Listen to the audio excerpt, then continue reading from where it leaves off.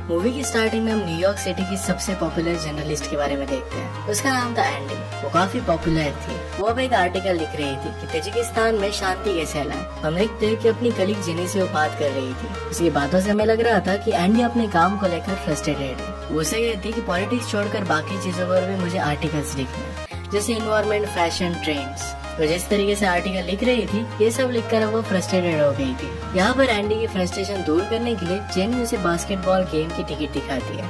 हमें पता चलता है कि एंडी को बास्केटबॉल बहुत अच्छा लगता था। ये मैच देखने के लिए बहुत एक्साइटेड थी। काम करते एक लड़की उसे आकर बताती है कि स्टाफ मिनट 30 मिनट्स में है। यहाँ पर जेनी और एंडी बात करते हैं कि मिशेल अभी तक यहाँ पर आई नहीं। उन्हें लग रहा था कि शायद उसका ब्रेकअप हुआ है और इसी वजह से वो डिस्टर्ब है, क्योंकि हमेशा मिशेल का ब्रेकअप हुआ करता था। एंडी फिर मिशेल को सपोर्ट देने के लिए निकल जाती है। नेक्स्ट में हम 3 लोगों को देखते हैं, जिसमें बेन था जो एड पब्लिशिंग का चीफ था। वो अपने कलीग स्पेयर से मिलता है। तभी वहाँ पर ग्रीन आ जाती है। ये तीनों एक ही कंपनी में काम करते थे, पर वो दोनों लड़कियां बेन को हेट करती थी। नेक्स्ट में हम देखते हैं कि एंडी मिशेल के पास पहुँच गई है और हमेशा की तरह उसे सहारा देती है। मिशेल फिर मान के और वो सब लोग मीटिंग पर आते हैं। उनके बॉस का नाम था लाना। वो सब लोगों को उनके आर्टिकल्स के बारे में पूछती है। वो एंडी को कहती है कि तुम्हें जो आर्टिकल पसंद आए वो तुम लिख सकती हो। इस बात से एंडी को बहुत अच्छा लगता है। वो लाना को कहती है कि मिशेल के ब्रेकअप से इंस्पायर्ड होकर मैं कुछ लिखना चाहती हूँ। उस आर्टिकल का नाम होगा how to lose a guy in 10 days. ये इस मूवी का भी नाम है। इस आर्टिकल में वो सारी गलतियों के बारे में लिखेगी कि किस तरीके से रिलेशनशिप को मेंटेन करना चाहिए। इस आर्टिकल में वो सारी गलतियों के बारे में लिखेगी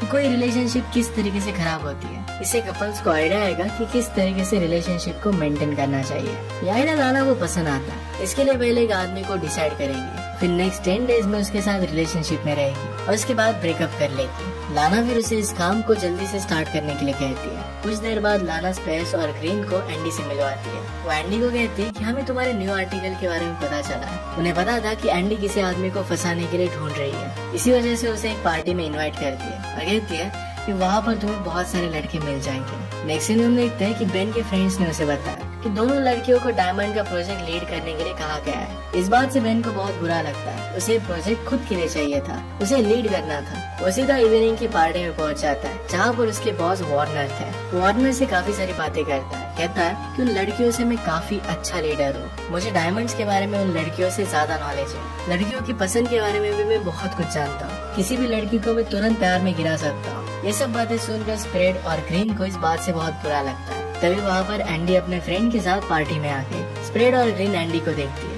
मुझे लगता है कि बेन को रास्ते से हटाने के लिए एंडी की हेल्प ले सकती है। वो दोनों मिलकर फिर बेन को जाकर चैलेंज करते हैं कि अगर उस लड़की को तुम अपने प्यार में गिरा कर दिखाओ तो हम खुद ये प्रोजेक्ट छोड़ देंगे, तुम्हें फिर ये प्रोजेक्ट मिल जाएगा। बेन फिर तुरंत इस बात के लिए हाँ कह देता है। यहाँ पर एंडी भी किसी को ढूंढ ही रही थी। बेन फिर डायरेक्टली एंडी के पास पहुँच गया। वो एंडी से बात करने लगता है। उन दोनों में कन्वर्सेशन आगे बढ़ी। बेन उसे बाहर चलने के लिए कहता है। एंडी इसके लिए हाँ कह देती है। वो फिर एंडी को बाइक पर बिठा कर लेकर जाता है। वो डिनर के वक्त जनरल बातें करते हैं। बेन को लगता है कि एंडी को आराम से वो कन्वर्ट कर लेगा। उसे पता नहीं था कि एंडी भी उसके साथ यही कर रही थी। डिनर के बाद बेन एंडी को घर पर लेकर जाता है। वहाँ पर वो कैंडल जलाता है और रोमांटिक मूड क्रिएट करने का ट्राई करता है। एंडी बेन को किस करने लग गई, पर बेन उसे रोक देता है। बेन जब उसके साथ इंटीमेट होने लग गया तो एंडी अनकंफर्टेबल हो जाती है। वो दोनों डिसाइड करते हैं कि एक दूसरे को उन्हें टाइम देना चाहिए। इसके बाद एंडी घर चली गई। अगली सुबह हम देखते हैं कि बेन अपने फ्रेंड्स को सारी चीजें बता रहा था। यहाँ पर घर जाते वक्त दोनों एक दूसरे की तरफ देख रहे थे। उन्हें लगता है कि उनका मिशन अब सक्सेसफुल हो चुका है। एंडी जानबूझकर बेन की यहाँ पर अपना पर्स छोड़कर जाती है। इसके बाद नेक्स्ट सीन में हम देखते हैं कि बेन अपने फ्रेंड्स के साथ जो भी हुआ था ये सब कुछ डिस्कस कर रहा था। वो ये था कि एंडी मेरे प्यार में पड़ चुकी है, वरना इस तरीके से अपना पर्स वो घर पर छोड़कर नहीं जाती। वो लोग फिर पर्स को देखने लग जाते हैं। वहाँ अंदर से उन्हें 2 बास्केटबॉल के टिकट्स मिलते हैं। इसके बाद नेक्स्ट सीन में हम देखते हैं कि बेन एंडी के ऑफिस में बहुत सारे रोजेस भेज देता है। एंडी फिर बेन को कॉल करती है। बेन उसे उसके पर्स के बारे में कहता है। इसके बाद दोनों डिसाइड करते हैं कि आज इवनिंग में वो दोनों बास्केटबॉल का मैच देखने के लिए जाएंगे। यहाँ पर उन दोनों को लग रहा था कि वो दोनों इस चैलेंज को अब जीत रहे हैं। नेक्स्ट सीन में वो दोनों मैच देखने के लिए आए थे। दोनों बहुत ही एंजॉय कर रहे थे। मैच बहुत ही इंटरेस्टिंग चल रहा था और फिर वो दोनों एक दूसरे को किस करते हैं। लास्ट मोमेंट पर एंडी बेन को परेशान करने के लिए उसे ड्रिंक लाने के लिए कहती है। बेन नहीं जाना चाहता था, पर एंडी के लिए उसे जाना पड़ता है। उसने गेम का एंड मिस कर दिया। एंड में जब वो एंडी को टैक्सी में छोड़ने के लिए गया तो उसे किस कर लेता है। नेक्स्ट दिन में हम बेन को उसके ऑफिस में देखते हैं। वहाँ पर एक मीटिंग चल रही थी। उसका बॉस उस पर बहुत गुस्सा हो रहा था। मीटिंग के बीच में बेन को एंडी का कॉल आ जाता है, तो उससे बात करने लगता है। उन दोनों की बातों के बीच में बॉस और भी ज्यादा गुस्सा हो गया। कॉल पर वो दोनों डिसाइड करते हैं कि शाम में वो दोनों एक साथ मूवी देखेंगे। जब वो दोनों शाम में मूवी देख रहे थे तो एंडी बेन को बार बार क्वेश्चन पूछकर उसे परेशान करती है। उनके पीछे बैठा एक आदमी बहुत गुस्सा हो जाता है, बाहर जाकर फिर उसे पंच करता है। बेन सीधा जाकर एंडी की गोद में गिर जाता है। इस चीज को भी एंजॉय करता है। अगले दिन बेन का फ्रेंड उसे इस चोट के बारे में पूछता है। बेन फिर उसे कल जो भी हुआ था इस सब के बारे में बता देता है। बेन कहता है कि ये सारी चीजें करनी पड़ेगी तभी उसके प्यार में गिरेगी। नेक्स्ट दिन हम देखते हैं कि एंडी अपनी फ्रेंड्स और बॉस को कहती है कि आज रात में बेन के यहाँ पर मैच देखने और खाना खाने के लिए जा रही हूँ। शाम को एंडी बेन के घर पर पहुँच जाती है, अपना बहुत सारा सामान वहाँ पर रख देती है। बेन उसके लिए खाना बना रहा था और उसके लिए वो घर सजाती है। बेन जब घर को देखता है तो उसे बहुत अच्छा लगता है। बेन ने फिर डिनर सर्व किया और वो मैच देख रहे थे।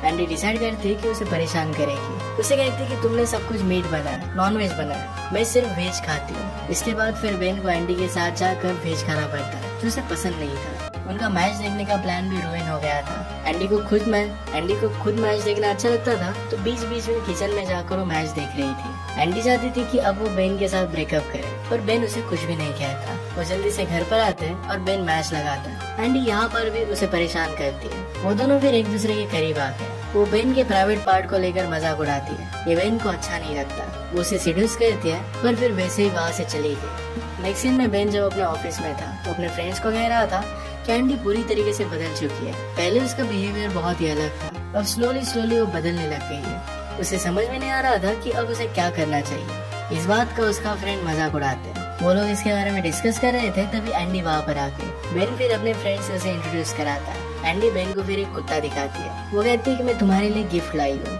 एंडी को ये डॉग बिल्कुल भी पसंद नहीं आता। डॉग ने पूल टेबल पर भी पी कर दी थी।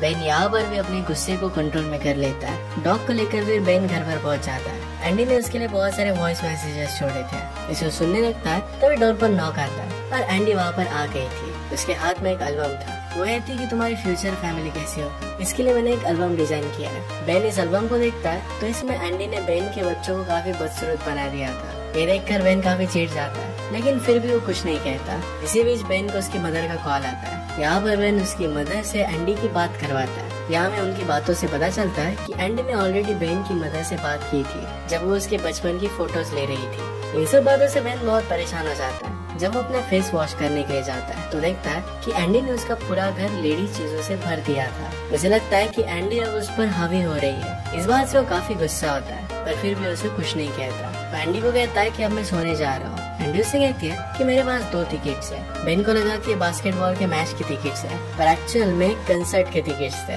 बेन को वहाँ पर जाने का बिल्कुल भी मन नहीं था, पर उसे जाना पड़ता है। नेक्स्ट सीन में तीनों फ्रेंड्स मिलकर बेन के बारे में बात करती है। अब 7 दिन हो चुके थे और अब एंडी को बेन से ब्रेकअप करना पड़ेगा। जब बेन अपने फ्रेंड्स के साथ था तो वहाँ पर वो आ जाती है। एंडी उसे बहुत परेशान करती है, उसे सिगरेट भी नहीं पीने देती। उसके दोस्त पिज्जा ऑर्डर करते हैं तो इसकी जगह पर उसे सैंडविच खाने के लिए कहती है। आखिर में बेन परेशान हो जाता है। उससे पूछता है कि एक्चुअली में तुम्हें हो क्या गया। उन दोनों में इस बात की वजह से फाइट हो जाती है। एंडी गुस्से में वहाँ से चली गई। बेन के फ्रेंड्स उसे कहते हैं कि तुम्हें शर्त को भूलना नहीं है, तुम दोनों को मिलकर कपल्स थेरेपी में जाना चाहिए। बेन फिर तुरंत एंडी के पास पहुँच जाता है, उसे माफी मांगकर कपल्स थेरेपी के बारे में कहता है। यहाँ पर एंडी कुछ सोचती है। वो कहती है कि मैं एक थेरेपिस्ट को जानती हूँ। अगले दिन एंडी को ब्रेकअप करना था, इसलिए वो मिशेल को थेरेपिस्ट बना देती है। पहले मिशेल बहुत चालाकी से $300 की फीस ले लेती है। मिशेल और एंडी मिलकर बेन का बहुत मजाक उड़ाते हैं। आखिर में कंक्लूजन ये निकलता है कि एंडी को बेन के घर पर जाकर वीकेंड पर उसके पेरेंट्स के साथ मिलना चाहिए। एक्चुअल में एंडी ऐसा नहीं चाहती थी, पर मिशेल भी अब उसका मजा ले रही थी। फिर हम वीकेंड देखते हैं। इसमें बेन एंडी को अपने घर पर लेकर गया था। वो बेन की मदर से मिलती है। मदर कहती कि तुम पहली लड़की हो जिसे बेन ने घर पर लाया है। वो बेन के फादर से भी मिलती है। तो सब लोग मिलकर कार्ड्स खेलते हैं, एक दूसरे के साथ बहुत एंजॉय करते हैं। यहाँ पर एंडी अपने ब्रेकअप के प्लान को जैसे भूल ही गई थी। उसे बेन की फैमिली अपनी फैमिली लगती है। जाते जाते बेन की मदर कहती है कि कभी भी बेन का दिल मत तोड़ना। इसके बाद नेक्स्ट सीन में देखते हैं कि बेन एंडी को बाइक सिखा रहा था। दोनों काफी एंजॉय करते हैं। बेन को लगता है कि ऐसे ही हमेशा एंडी उसके साथ अच्छी तरीके से रहनी चाहिए। गाड़ी सीखने के बाद वो लोग फिर घर पर जाते हैं। एंडी बहुत इमोशनल हो जाती है, कहती है कि तुम्हारी फैमिली को देखकर मुझे अपनी फैमिली की याद आती है। वो रोने लग जाती है। बेन उसे सहारा देता है। इसके बाद दोनों एक दूसरे को किस करने लग गए। अपने इमोशंस को कंट्रोल नहीं कर पाते और इसके बाद दोनों इंटीमेट हो गए। इसके बाद 10th डे आ जाता है। बेन एंडी से कहता है कि मेरे बॉस ने एक पार्टी रखी है, तुम्हें वहाँ पर आना चाहिए। एंडी इसके लिए हाँ कहती है। बेन फिर उसे बास्केटबॉल गेम की 2 टिकट्स देकर सरप्राइज देता है। एंडी को बहुत अच्छा लगता है और उसे हक कहती है। इसके बाद अब एंडी ने डिसाइड कर लिया था कि जो भी वो कर रही थी अब वो नहीं करना चाहती। यही कहने के लिए अपने बॉस के पास हो गए। बॉस कहती है कि मैंने ऑलरेडी कवर पेज डिजाइन कर दिया है, मुझे 48 आवर्स के अंदर ये आर्टिकल चाहिए। एंडी को ये करना पड़ेगा और इस बात की वजह से बहुत ही दुखी थी। वो बहुत ही अच्छे से रेडी होकर आती है। बेन को भी उसे देखकर बहुत अच्छा लगता है। उसे एंडी जैसी एक लाइफ पार्टनर चाहिए थी। एक्चुअल में वो पार्टी से ज्यादा डायमंड एग्जीबिशन था। वहाँ पर एंडी और बेन के फ्रेंड्स और बॉस भी आए थे। यहाँ पर स्पेस और ग्रीन ये दोनों बेन के पास जाते हैं और पूछते हैं क्या तुम एंडी को यहाँ पर एज ए तुम्हारी गर्लफ्रेंड लेकर आए हो? अगर हमने उससे पूछा और उसने मना कर दिया तो? बेन को खुद पर कॉन्फिडेंस था। वो कहता है तुम जाकर उससे बात कर सकते हो। बेन का बॉस फिर एंडी के पास जाता है, उससे थोड़ी सी बातें करते हैं और इसके बाद पूछ लेते हैं कि क्या तुम बेन की गर्लफ्रेंड हो? यहाँ पर पहले तो एंडी मना करती है, फिर लास्ट में हाँ कह देती है। बेन के बॉस फिर बेन के पास गए और कहते हैं कि तुम अब एक प्रोजेक्ट जीत गए हो। सब लोग फिर पार्टी में बिजी हो जाते हैं और यहाँ पर ग्रीन और स्पेयर्स को बेन से बदला लेना था। वो दोनों बेन के फ्रेंड्स के पास पहुँच गए। उनसे कहते हैं कि अगर तुमने एंडी के बारे में सब कुछ सच सच बेन को नहीं बताया तो बेन की लाइफ खराब हो जाएगी। बेन के फ्रेंड्स फिर उसके पास आ गए और उसे सब कुछ सच सच बता देते हैं। एंडी को भी सब कुछ सच अब पता चल चुका था। वो भी रियलाइज करती है कि अगर बेन ने बेट नहीं लगाई होती तो उसने उसे जो भी तकलीफ दी है ये वो सहन कभी नहीं करता। बेन भी रियलाइज करता है कि शायद आर्टिकल की वजह से ही एंडी उसे तकलीफ दे रही थी। बेन को यहाँ पर रियलिटी जानकर बहुत बुरा लगता है। वहाँ एंडी बहुत शराब पीने लग गई। नशे में वो स्टेज पर चढ़ जाती है। वहाँ पर वो बेन को टारगेट करती है। वह थे कि बेन एक काफी अच्छा एडवर्टाइजर है, वो अपने काम के लिए कुछ भी कर सकता है। वो अब ऊपर आकर गाना भी गाएगा। वो दोनों फिर सिंग करने लग गए। इस गाने में एक दूसरे की बहुत बेइज्जती करते हैं, एक दूसरे को सेल्फिश बताते हैं। सब लोग इस बात का बहुत मजा ले रहे थे। इसके बाद फिर एंडी पार्टी छोड़कर वहाँ से चली जाती है। बेन भी उसके पीछे गया और उन दोनों में बहुत झगड़ा हुआ। वो एक दूसरे से कहते हैं कि तुम सिर्फ अपने बारे में ही सोचते हो। यहाँ पर उन दोनों का ब्रेकअप हो जाता है। एंडी फिर अपना आर्टिकल लेकर लाना के पास जाती है। लाना को आर्टिकल बहुत पसंद आता है। यहाँ पर एंडी उससे पूछती है कि क्या अब मैं पॉलिटिक्स, पॉवर्टी, रिलीजन इन सब चीजों पर लिख सकती हूँ। उसके बाद इसके लिए उसे मना कर देती है। एंडी को सुनकर बहुत बुरा लगता है। इसके बाद उसने रिजाइन कर दिया। यहाँ पर हम देखते हैं कि एंडी और बेन ये दोनों ही अपनी लाइफ में बहुत ही दुखी थे, एक दूसरे को बहुत मिस कर रहे थे। पैरेलल में हम देखते हैं कि मिशेल का एक्स बॉयफ्रेंड उसकी लाइफ में वापस आ गया था। वो भी अपनी लाइफ में बहुत ही खुश थी। इसके बाद एक दिन वो मैगजीन रिलीज हो जाती है। बेन का फ्रेंड टोनी आकर उसे दिखाता है। फिर भी टोनी उसे मैगजीन पढ़कर बेन कहता है कि मुझे इसमें इंटरेस्ट नहीं है। फिर भी टोनी उसे पढ़कर सुनाता है। इसमें एंडी ने लिखा था कि मैंने उस आदमी को खो दिया जिससे मैं एक्चुअल में प्यार करने लग गई थी। लास्ट 10 डेज मेरे लाइफ के बेस्ट डेज थे। ये सब पढ़ने के बाद बेन डायरेक्टली एंडी से मिलने के लिए भागता है, लेकिन वो वहाँ पर नहीं होती। एंडी की फ्रेंड उसे कहती है कि उसने रिजाइन कर दिया है, अब वो वॉशिंगटन जा रही है। बेन उसे रास्ते में एक टैक्सी में जाते हुए देख लेता है और उसका पीछा करते हुए टैक्सी रुकवा देता है। उससे पूछता है कि तुमने जो मैगजीन में लिखा था क्या सब कुछ सच था? एंडी कहती है कि 100%। फिर वो एंडी से कहता है कि कहीं पर भी मत जाओ, मेरे साथ ही रुको। वो टैक्सी वाले को पैसे दे देता है और सामान उतारने के लिए कहता है। इसके बाद वो दोनों पैदल ही अपने बेटर फ्यूचर की तरफ निकल पड़ते हैं। उन दोनों ने अपने प्यार का भी इजहार कर दिया था। उनमें अब मिसअंडरस्टैंडिंग नहीं थी और अब वो अपनी लाइफ में साथ रहना चाहते थे। इसी के साथ ही मूवी एंड हो जाती है। अगर आपको एक्सप्लेनेशन अच्छा लगता है तो प्लीज लाइक और कमेंट जरूर कर दीजिएगा। बहुत सारी मूवीज लेकर आते रहते हैं, तो प्लीज चैनल को सब्सक्राइब कर दीजिए और बेल नोटिफिकेशन आइकन देना मत भूलिएगा। हम फिर से मिलेंगे और एक नई मूवी के साथ। तब तक के लिए थैंक यू और आप अपने आप का ख्याल रखिए।